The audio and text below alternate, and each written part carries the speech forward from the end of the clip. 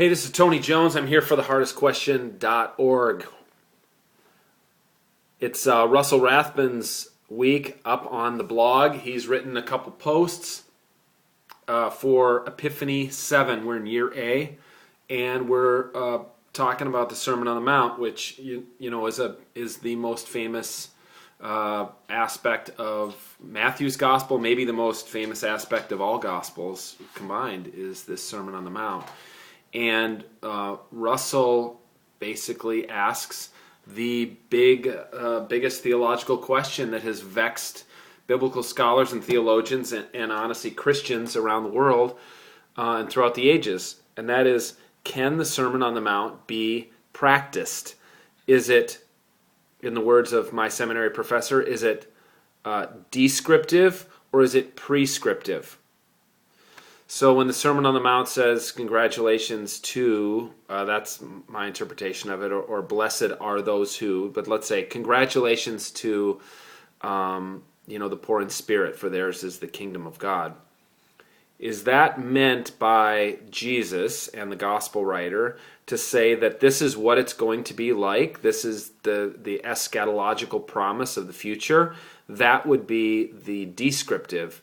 Or is it prescriptive that this is how we are to live now? Russell writes in this term of practicable. Is the Sermon on the Mount practicable or not? Can we live it out or can we not live it out? And it's, the Sermon on the Mount, the way that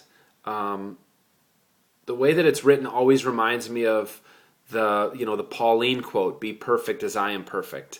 And we read that as Christians, at least I do, and I think, well, Paul wasn't really perfect. He makes it clear throughout his writings that he knows he wasn't perfect. So he's not really saying that we should be perfect like he is. Maybe he's saying, and then you start to do the theologizing about that and say what it's really about is the perfection is the perfection of Christ, and it's Christ who stands in our stead before God and makes us perfect. But again, the problem is often that's not, that's some kind of theological gymnastics that we have to do to get there, and it's easier to do that with Paul than it is with Jesus. So I guess the hardest question for me is very similar to the hardest question for Russell when it comes to the Sermon on the Mount. And that is the Sermon on the Mount Jesus' valedictory address? Is it Jesus speaking like, let's say Jesus would have been invited by a university to get an honorary doctorate and be the commencement speaker at their graduation.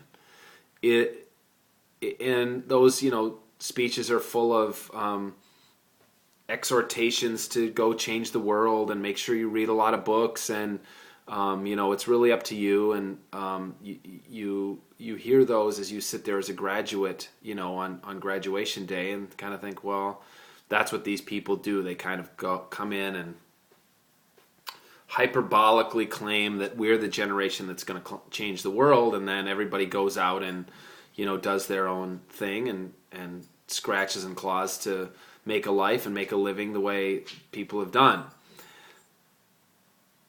The question for me in the Sermon on the Mount, and the important question I think as you consider how to preach it this week, is it a valedictory kind of address that Jesus is giving? Is Jesus giving an address that basically sets the bar really high as a way to encourage people to get partway there?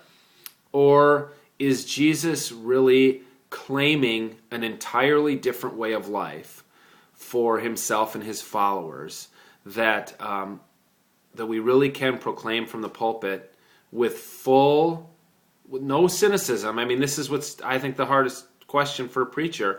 Can you really claim it, embrace this without any cynicism,